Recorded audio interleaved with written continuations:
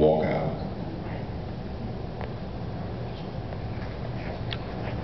Excuse my colloquialism, it ain't worth it. It just is not worth it. What you want at the table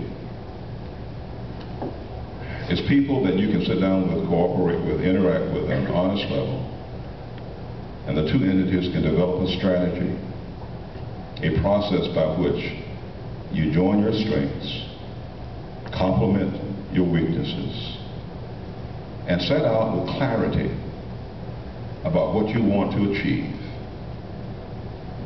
And don't fight, but link arms, link missions, link visions, and move ahead together, knowing that if God be for us,